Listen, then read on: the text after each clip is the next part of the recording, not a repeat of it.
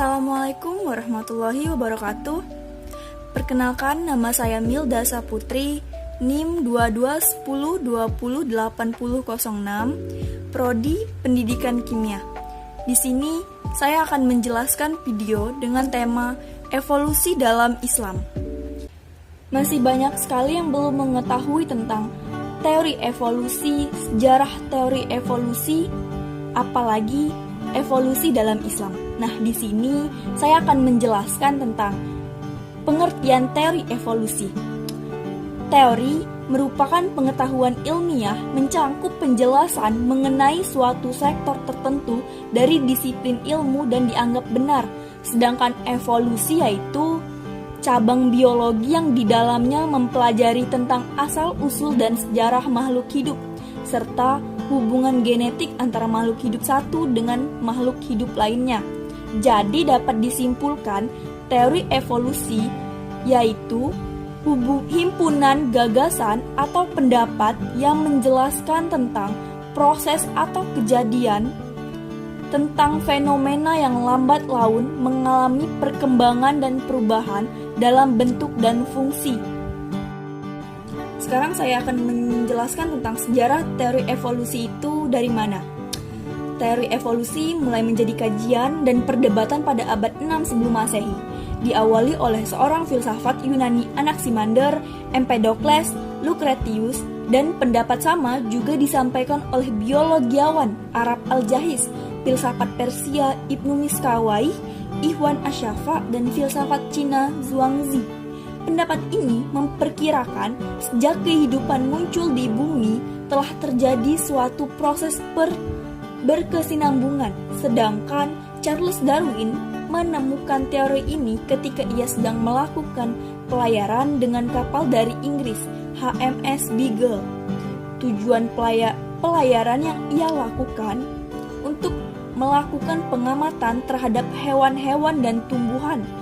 Dari pengamatannya, ia mendapatkan keraguan pada penelitian-penelitian ia sebelumnya yang mengatakan bahwa setiap makhluk hidup tidak mengalami pertumbuhan atau perkembangan, tetapi setiap makhluk hidup akan mengalami pertumbuhan atau perkembangan.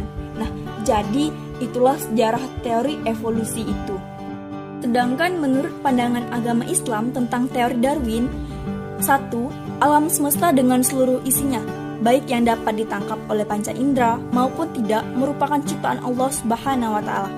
Yang kedua, keragaman makhluk sengaja diciptakan oleh Allah Subhanahu wa Ta'ala, dan jenis makhluk diciptakan secara kompleks, lengkap, rumit, teratur dalam bentuk, ukuran, dan proses atau waktu yang tepat, serta disusun dari komponen secara seimbang dan akurat.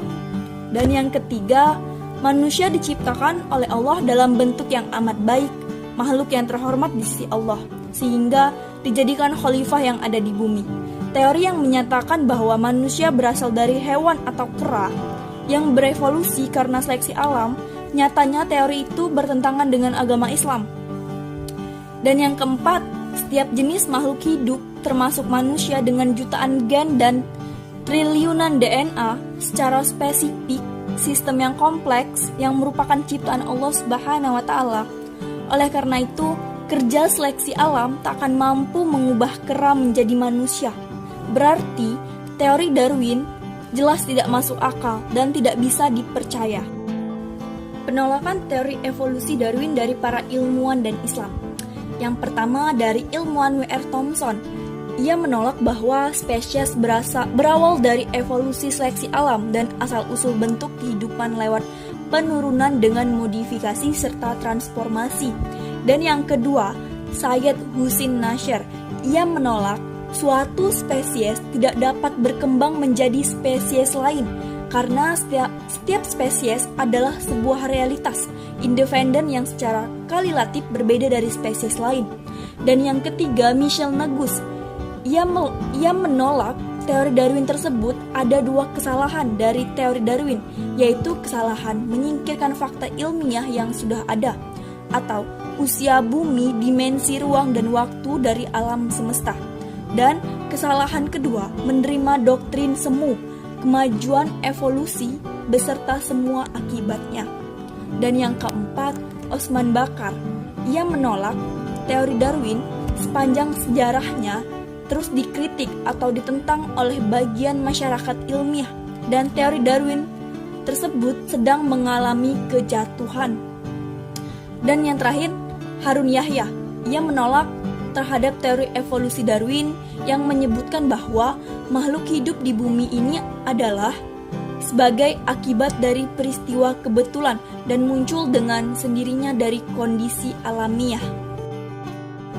Dan yang terakhir, perbedaan teori Darwin dan perspektif Islam tentang penciptaan manusia. Teori Darwin. Pernyataan Darwin mendukung bahwa manusia modern berevolusi dari jenis makhluk yang mirip kera. Selama proses evolusi tanpa bukti ini yang diduga telah dimulai dari 5 atau 6 juta tahun yang lalu, dinyatakan bahwa terdapat beberapa bentuk peralihan antara manusia modern dan nenek moyangnya. Sedangkan perspektif Islam menyatakan Rasulullah SAW menjelaskan tentang awal penciptaan manusia di dalam rahim seorang ibu yang berawal dari nutfah atau bercampurnya sperma dengan ovum, alaqah atau segumpal darah, lalu madqah atau segumpal daging. Nah, jadi kesimpulan dari evolusi dalam Islam yaitu teori Darwin menjelaskan bahwa manusia tercipta dan berasal dari induk yang sama dengan makhluk lain, sedangkan Islam menyatakan seluruh makhluk yang ada dan hidup di bumi adalah diciptakan dan Allah Subhanahu wa Ta'ala lah penciptanya. Dan Allah Subhanahu wa Ta'ala ciptakan manusia yang berasal dari keturunan Nabi Adam. Nah, itulah video penjelasan singkat dari saya tentang evolusi dalam Islam. Terima kasih sudah menonton. Wassalamualaikum warahmatullahi wabarakatuh.